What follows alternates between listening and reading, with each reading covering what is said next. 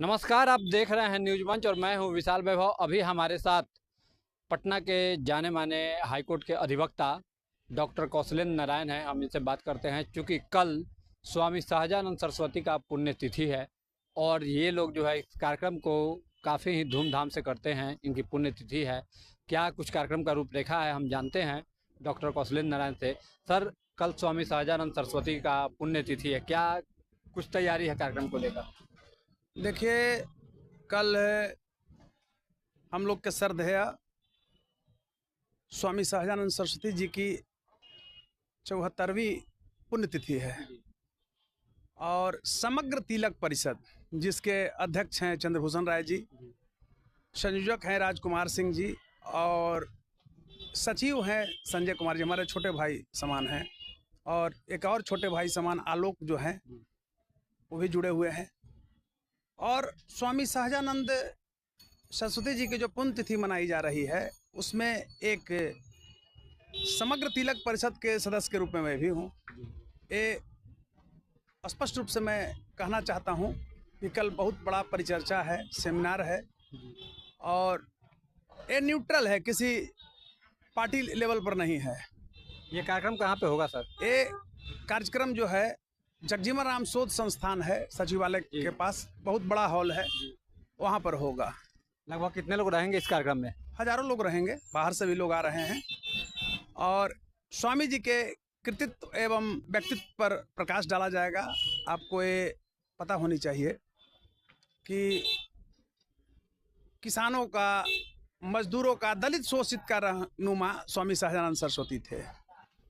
जब वो बचपन में ही, बचपन का नाम था उनका नौरंग राय, जब जन्म लिए थे ही उत्तर प्रदेश के जस्ट हमारा बिहार का जो बॉर्डर खत्म होता है, गाजीपुर लगता है, वहीं पर सैदपुर तहसील के बिरना थाना के देवा नामक ग्राम में उनका जन्म हुआ था। बचपन का नाम था बालक नौरंग राय। बाद में एक लंबा इतिहास रहा है, दंड धारण किए, सन्यासी हुए। उस इतिहास को उतना बड़ा हम बता नहीं सकते हैं, बहुत लंबा समय लगेगा। तो आज स्वामी जी की चेतना जो थी उस देश में सुस्त हो गया है। कोई भी सरकार उनकी चेतना को जगाने में, किसान और दलितों को, मजदूरों को जगाने मीन्स उसकी बात करने में, उसके संदर्भ में बात करने में, उसकी हक हकूक की बात करने के लिए तत्पर नहीं है। और स्वामी सहजानंद सरस्वती जी ने ढेर सारा ऐसा काम किया। आपको ये पता होना चाहिए कि बिहार में जो जमींदारी प्रथा थी तो 75% जमींदार भूमिहार जाति के ही थे। ये कहने में कोई अतिशयोक्ति मुझे नहीं है।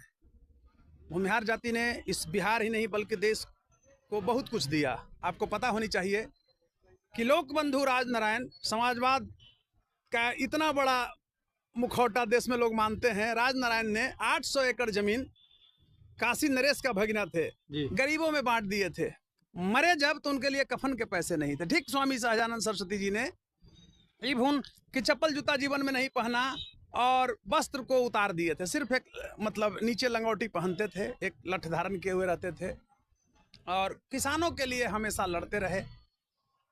मैं स्पष्ट रूप से कहना बीटा से भी सर उनका नाता रहा है। जी, बीटा से इसलिए नाता रहा कि ये 1928 इसमें बीटा में सीताराम आश्रम की स्थापना उन्होंने किया।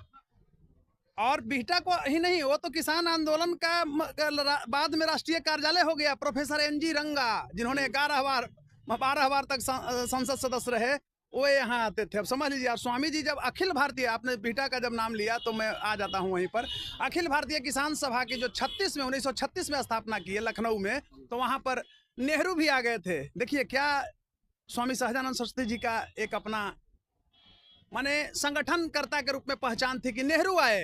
और कहावत है कि जब तक किसान और मजदूर भारतीय स्वतंत्रता आंदोलन की लड़ाई में शामिल नहीं हुए, यानी कांग्रेस में शामिल नहीं हुए, तब तक देश में अंग्रेजी विरोधी जो आंदोलन था वो मजबूत नहीं हुआ। आपको और मैं बता रहा हूं, सर्वप्रथम उन्होंने पटना पश्चिम किसान सभा की ही स्थापना किया। बाद में 1929 ईस्वी में बिहार प्रांतीय किसान सभा का गठन हुआ, जिसमें बिहार के प्रथम मुख्यमंत्री बाबू श्री कृष्ण सिंह और उप मुख्यमंत्री, वित्त मंत्री बिहार के बाबू अनुग्रह नारायण सिंह मेंबर थे। राजेंद्र प्रसाद देशरत्न, भारत रत्न कहिए, राजेंद्र बाबू जो प्रथम राष्ट्रपति, ये लोग मेंबर थे। दूसरी चीज मैं बता रहा हूँ, बहुत अच्छा आपने छेड़ा।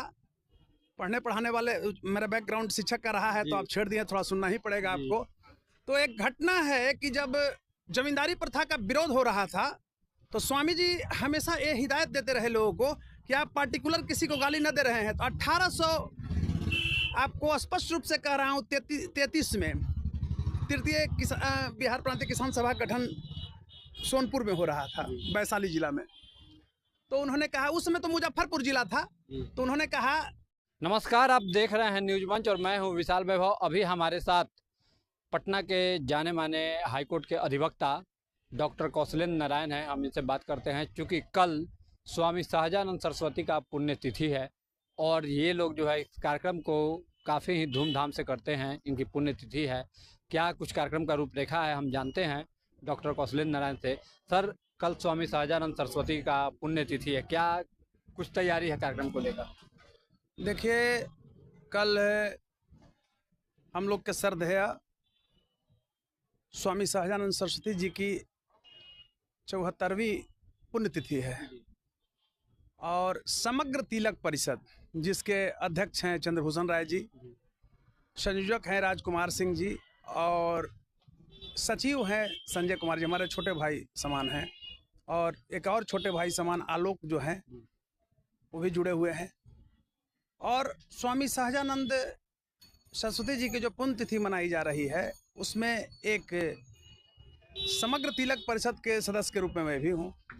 ये स्पष्ट रूप से मैं कहना चाहता हूँ कि कल बहुत बड़ा परिचर्चा है, सेमिनार है, और ये न्यूट्रल है, किसी पार्टी लेवल पर नहीं है। ये कार्यक्रम कहाँ पे होगा सर? ये कार्यक्रम जो है जगजीवन राम शोध संस्थान है, सचिवालय के पास बहुत बड़ा हॉल है, वहाँ पर होगा। लगभग कितने लोग रहेंगे इस कार्यक्रम में? हजारों लोग रहेंगे, बाहर से भी लोग आ रहे हैं, और स्वामी जी के कृतित्व एवं व्यक्तित्व पर प्रकाश डाला जाएगा। आपको ये पता होनी चाहिए कि किसानों का, मजदूरों का, दलित शोषित का रहनुमा स्वामी सहजानंद सरस्वती थे। जब वो बचपन में ही, बचपन का नाम था उनका नौरंग राय, जब जन्म लिए थे ही उत्तर प्रदेश के जस्ट हमारा बिहार का जो बॉर्डर खत्म होता है, गाजीपुर लगता है, वहीं पर सैदपुर तहसील के बिरना थाना के देवा नामक ग्राम में उनका जन्म हुआ था। बचपन का नाम था बालक नौरंग राय। बाद में एक लंबा इतिहास रहा है, दंड धारण किए, सन्यासी हुए। उस इतिहास को उतना बड़ा हम बता नहीं सकते हैं, बहुत लंबा समय लगेगा। तो आज स्वामी जी की चेतना जो थी वो देश में सुस्त हो गया है। कोई भी सरकार उनकी चेतना को जगाने में, किसान और दलितों को, मजदूरों को जगाने मीन्स उसकी बात करने में, उसके संदर्भ में बात करने में, उसकी हक हकूक की बात करने के लिए तत्पर नहीं है। और स्वामी सहजानंद सरस्वती जी ने ढेर सारा ऐसा काम किया। आपको ये पता होना चाहिए कि बिहार में जो जमींदारी प्रथा थी, तो 75% जमींदार भूमिहार जाति के ही थे। ये कहने में कोई अतिशयोक्ति मुझे नहीं है। भूमिहार जाति ने इस बिहार ही नहीं बल्कि देश को बहुत कुछ दिया। आपको पता होनी चाहिए कि लोकबंधु राजनारायण, समाजवाद का इतना बड़ा मुखौटा देश में लोग मानते हैं, राजनारायण ने 800 एकड़ जमीन, काशी नरेश का भगीना थे, गरीबों में बांट दिए थे। मरे जब तो उनके लिए कफन के पैसे नहीं थे। ठीक स्वामी सहजानंद सरस्वती जी ने भून कि चप्पल जूता जीवन में नहीं पहना और वस्त्र को उतार दिए थे, सिर्फ एक मतलब नीचे लंगोटी पहनते थे, एक लठ धारण किए हुए रहते थे, और किसानों के लिए हमेशा लड़ते रहे। मैं स्पष्ट रूप से कहना बीटा से भी सर उनका नाता रहा है। जी, बीटा से इसलिए नाता रहा कि 1928 ईस्वी में बीटा में सीताराम आश्रम की स्थापना उन्होंने किया। और बिहटा को ही नहीं, वो तो किसान आंदोलन का बाद में राष्ट्रीय कार्यालय हो गया। प्रोफेसर NG रंगा, जिन्होंने 12 बार तक संसद सदस्य रहे, वो यहाँ आते थे। अब समझ लीजिए, और स्वामी जी जब अखिल भारतीय, आपने बिहटा का जब नाम लिया तो मैं आ जाता हूँ वहीं पर, अखिल भारतीय किसान सभा की जो 1936 में स्थापना की है लखनऊ में, तो वहाँ पर नेहरू भी आ गए थे। देखिए क्या स्वामी सहजानंद सरस्वती जी का एक अपना माने संगठनकर्ता के रूप में पहचान थी कि नेहरू आए। और कहावत है कि जब तक किसान और मजदूर भारतीय स्वतंत्रता आंदोलन की लड़ाई में शामिल नहीं हुए, यानी कांग्रेस में शामिल नहीं हुए, तब तक देश में अंग्रेजी विरोधी जो आंदोलन था वो मजबूत नहीं हुआ। आपको और मैं बता रहा हूं, सर्वप्रथम उन्होंने पटना पश्चिम किसान सभा की ही स्थापना किया। बाद में 1929 ईस्वी में बिहार प्रांतीय किसान सभा का गठन हुआ, जिसमें बिहार के प्रथम मुख्यमंत्री बाबू श्री कृष्ण सिंह और उप मुख्यमंत्री वित्त मंत्री बिहार के बाबू अनुग्रह नारायण सिंह मेंबर थे। राजेंद्र प्रसाद देश रत्न, भारत रत्न कहिए, राजेंद्र बाबू जो प्रथम राष्ट्रपति, ये लोग मेंबर थे। दूसरी चीज मैं बता रहा हूँ, बहुत अच्छा आपने छेड़ा, पढ़ने पढ़ाने वाले, मेरा बैकग्राउंड शिक्षक का रहा है तो आप छेड़ दिए, थोड़ा सुनना ही पड़ेगा आपको। तो एक घटना है कि जब जमींदारी प्रथा का विरोध हो रहा था तो स्वामी जी हमेशा ये हिदायत देते रहे लोगों को कि आप पार्टिकुलर किसी को गाली न दे रहे हैं। तो 1800, आपको स्पष्ट रूप से कह रहा हूँ, 33 में तृतीय बिहार प्रांतीय किसान सभा गठन सोनपुर में हो रहा था, वैशाली जिला में। तो उन्होंने कहा, उस समय तो मुजफ्फरपुर जिला था, तो उन्होंने कहा बीजेपी भी इस कार्यक्रम को कर रही है। मैं नहीं बोल रहा हूँ, बीजेपी ने सब पार्टी कर रहा है, लेकिन यह जो करवा रहे हैं चंद्रभूषण राय, संजय जी और राजकुमार जी, चाहे अन्य लोग, उसमें हमको भी लोग रखे हुए हैं। मैं नहीं कर रहा हूँ कि बहुत बड़ा मैं योगदान दे रहा हूँ, उन लोग हमारी मेधा को देख के उन लोगों ने भी आमंत्रित किया, जो हमारा सहयोग बौद्धिक रूप से हुआ, चाहे जिस तरह का हम हैं, मैं स्पष्ट रूप से कह रहा हूँ। लेकिन मैं कहना चाहता हूँ आपको कि ये नॉन पॉलिटिकल प्रोग्राम है, ये बुद्धिजीवियों की प्रोग्राम है, ये शिक्षाविदों की प्रोग्राम है, ये किसानों के हितैषियों की प्रोग्राम है।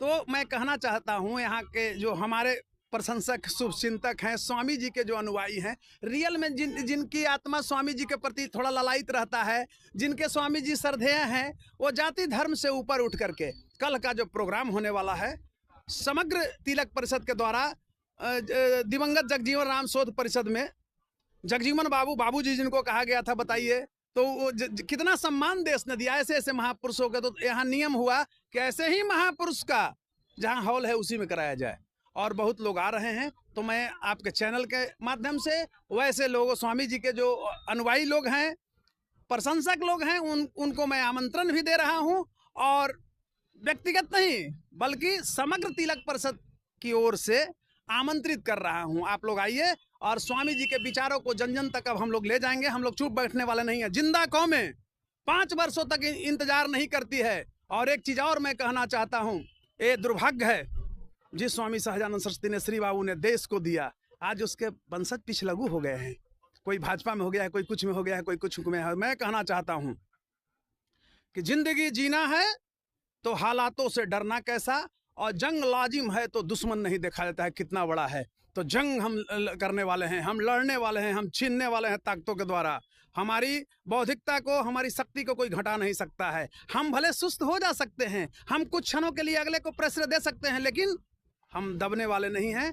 और मैं इस रूप से कहना चाहता हूं कि जिस तरह से स्वतंत्रता आंदोलन की रणभेरी बजी थी, तो एक कहावत है कि क्या कुटिया की बुढ़िया नानी यौवन की अभिलाषी थी, क्या गोदी की नन्ही बच्ची। समझ रहे हैं ना, ये सब मातृवेदी पर सर चढ़ाने को लालायित थी। समझ रहे हैं। तो मैं कहना चाहूंगा कि कल आए और समग्र तिलक परिषद का जो कल प्रोग्राम है उसमें हम लोग स्वामी जी के विचारों को सुने, अपनी बातों को रखें और जन जन तक, मास आबादी में, गांव में, सुदूरवर्ती में, किसानों और मजदूरों के बीच ले जाएं। अब ये बताइए, मैं स्पष्ट रूप से कह रहा हूं कि स्वामी जी पर परिचर्चा होगा तो मैं ब्यूरोक्रेट सुन के क्या करेंगे बताइए। स्वामी जी पर परिचर्चा होगा तो किसान और मजदूरों से जुड़ा हुआ लोग ही आए तो अच्छा रहे। किसानों की संख्या होना चाहिए, पटना में घूमने वालों की संख्या नहीं होनी चाहिए। मैं स्पष्ट रूप से कह रहा हूं, जो ओरिजिनल स्वामी जी के लिए लड़ रहे हैं, इसको राजनीतिक और एक व्यवसायिक रूप नहीं दें। ओरिजिनल स्वामी जी के लिए काम करें, किसानों के लिए करें, मजदूरों के लिए कहें। और स्पष्ट रूप से मैं कहना चाहता हूं, अंतिम कड़ी के रूप में अब मैं संक्षिप्त कर रहा हूं आप लोगों के बीच में। आप लोग अपना बहुमूल्य समय निकाल करके मुझे फ़ोन किया कि सर पूर्व संध्या पर एक हमको आपका विचार हम आम जनमानस में ले जाना चाहते हैं। विशाल जी, इसके लिए मैं आपके प्रति आभार प्रकट करता हूं। लेकिन मैं कहना चाहता हूं स्वामी जी के वंशजों को कि जागो, स्वामी सहजानंद श्री कृष्ण सिंह के वंशजों, तुम्हारा शोषण हो रहा है, सोए कब तक रहोगे? अब तो कुछ करके दिखाओ। तुम हर पंक्ति में पीछे जा रहे हो, अपना नेतृत्व विकसित करो। और आपके चैनल को बहुत बहुत धन्यवाद देते हुए और स्वामी जी के वंशजों के प्रति आभार प्रकट करते हुए और आमंत्रण दे रहा हूं कि कल अधिकाधिक संख्या में पहुंचे। और एक लाइन में मैं निचोड़ बता दे रहा हूं कि समग्र तिलक परिषद के हुए और आमंत्रण दे रहा हूं कि कल अधिकाधिक संख्या में पहुंचे। और एक लाइन में मैं निचोड़ बता दे रहा हूं कि समग्र तिलक परिषद के अध्यक्ष चंद्रभूषण राय जी, संयोजक राजकुमार सिंह जी, सचिव संजय कुमार जी, ये हमारे छोटे भाई की तरह हैं, आलोक हैं, छोटे भाई हैं। इतना बड़ा इन्होंने जो प्रोग्राम करने के लिए चला, इसके लिए साधुवाद दे रहा हूं। उन लोगों ने मुझे रखा वक्ता के रूप में, या जो समझिए हम फूले न समा रहे हैं। हम इन लोगों के प्रति भी बहुत बहुत आभार प्रकट करते हैं। बहुत बहुत धन्यवाद। सर, एक आखिरी क्वेश्चन होगा, संक्षेप में इसका जवाब। बिहटा को काफ़ी दिनों से स्वामी सहजानंद सरस्वती नगर से नाम से जो है पुकारने की मांग हो रही है कि बिहटा का नाम बदल के स्वामी सहजानंद सरस्वती नगर कर दिया जाए। कितने सहमत हैं? देखिए, मैं आपको बता रहा हूँ, आपने बहुत अच्छा चीज छेड़ा। इस पर कोई काम नहीं किया है और ये बीजेपी की सरकार है यहाँ। और आप देखे होंगे जब पहली नरेंद्र मोदी की सरकार थी तो मैंने ही आलोक जी, मैं बता रहा हूँ, और वो रेलवे में बहुत बड़े पदाधिकारी थे, उनके द्वारा मैं स्पष्ट रूप से कह रहा हूँ, मैं गया रेलवे बोर्ड के चेयरमैन को, मैंने लिखित अपने पैड पर दिया और दिल्ली में मैं मिला था और मैं इतना तक कहा था कि उस बिहटा का जो स्टेशन है, रेलवे स्टेशन है, स्वामी सहजानंद के नाम से होना चाहिए। लेकिन अब एक छोटा चीज को आप देखिए कि पटना से कौन एमपी रहे? स्वामी जी के वंशज अनुयायी लोग राम कृपाल जी को एमपी बनाए ना। एक दिन उन्होंने मांग किया कि बिहटा रेलवे का नाम किया जाए स्टेशन का स्वामी सहजानंद के नाम से। बताइए, तो ये स्वामी जी के वंशज लोग का दुर्भाग्य है कि वोट भी मांग ले आप दे देते हैं। पहले स्थिति ऐसी थी कि इस जाति के स्वामी जी के वंशज की स्थिति था कि अपना नेतृत्व को ये लोग छोड़ दिया था और जिस गांव में जाते थे, सुशील मोदी जी चाहे जो चले गए, नीतीश जी के लोग चले गए, तो कहते यहाँ काहे ला रहे हैं, यहाँ तो सब वोटवे है। तो उनके बिरादरी के लोगों को क्यों पूछेगी भाजपा और जदयू? तो स्वामी जी के वंशज चले गए हैं। देखिए, है क्या ना कि स्वामी जी के जो वंशज हैं वो राष्ट्रवादी कौम है, ये राष्ट्र के लिए अपना गर्दन दे देगा, तो ये देते आया है, उसमें छला रहा है। तो ये कल मांग वहाँ उठने वाली भी है, ढेर सारा मांग है। एक शोध संस्थान का स्थापना का था, प्रस्ताव था, तो कहाँ शोध संस्थान का स्थापना भी नहीं हुआ। तो हमारे समझ से लगता है कि सरकार से ज़्यादा दोषी हम सारे लोग हैं। हम लोग पॉलिटिकल होते हैं, कोई भाजपा मनाता है तो कोई आरजेडी मनाता है। बताइए ना, वो क्या मनाएगा मेरा? बताइए, वो वोट की राजनीति करता है। मेरा सीधा है कि जब तक स्वामी जी के वंशज न्यूट्रल रूप से इस आंदोलन को आगे नहीं बढ़ाएंगे, तब तक स्वामी जी का आत्मा जो है रो रही होगी। स्वामी सहजानंद, देखिए आपको मैं बता रहा हूँ, जिस तरह से अम्बेडकर को लोगों ने बेच दिया 2 रुपया 4 रुपया में SC ST, उसी तरह से स्वामी जी को लोग बेच रहा है। एक दुकान खोल लिया, अब कहेगा 5 रुपया में, 5 रुपया 8 रुपया 10 रुपया करके जितना हुआ लोग बेचा स्वामी सहजानंद को। लेकिन व्यवहारिक दृष्टिकोण से स्वामी जी के लिए कोई काम नहीं किया। हालांकि नहीं कहना चाहिए अपने बारे, लेकिन मैं लड़ता हूँ, करता हूँ। स्वामी जी पर हमारी एक बहुत मतलब बड़ी तो नहीं की है, लेकिन रिसर्च बुक है। बहुत चीज़ों को मैंने खंडन किया है जो उलूल जुलूल घुसा दिया गया था और उनका ओरिजिनल जो कार्य किया गया है उसको नहीं उसमें रखा गया उस पुस्तक में। तो मैंने लिखा है भारतीय किसान आंदोलन के नायक स्वामी सहजानंद सरस्वती, वो मेरी पुस्तक है। अभी एक और मेरी शोध बुक प्रकाशित हो रही है। लेकिन स्वामी जी के हम जन्मोत्सव जब होगा, महाशिवरात्रि के दिन आने वाला, मतलब ये अगले साल, तो उस दिन मेरा प्रकाशित होगा। और अब यही कहना चाहेंगे कि आज पूर्व संध्या है उनके पुण्यतिथि पर, तो आज भी स्वामी जी के पुण्यतिथि के पूर्व संध्या पर भी मैं उनके नाम से दीपक जलाते हुए और भावभीनी श्रद्धांजलि, दीपक तो जलाऊंगा अभी जाके, उनके जो मूर्ति है वहाँ पूर्व संध्या पर भी, आपको पता ही है, उसी के लिए हम किए हैं। लेकिन अभी आपके चैनल के माध्यम से, न्यूज मंच के माध्यम से, विक्रांत विशाल जी जैसे लोग पत्रकार के सामने मैं ये कह रहा हूं कि हृदय से, व्यथित मन से मैं भावभीनी सच्ची श्रद्धांजलि अर्पित करता हूं स्वामी सहजानंद जी के प्रति और नमन करता हूं। धन्यवाद सर। तो देखिए, ये थे हाई कोर्ट के जाने माने अधिवक्ता डॉक्टर कौशलेंद्र नारायण, जिन्होंने सीधा रूप से स्वामी सहजानंद सरस्वती के पुण्यतिथि के पूर्व संध्या पर जो है भावभीनी श्रद्धांजलि अर्पित करते हुए और उनके विचारों को से जो है हमें अवगत कराया। बने रहिए न्यूज मंच के साथ। न्यूज मंच के लिए अरुण कुमार के साथ विशाल वैभव, पटना।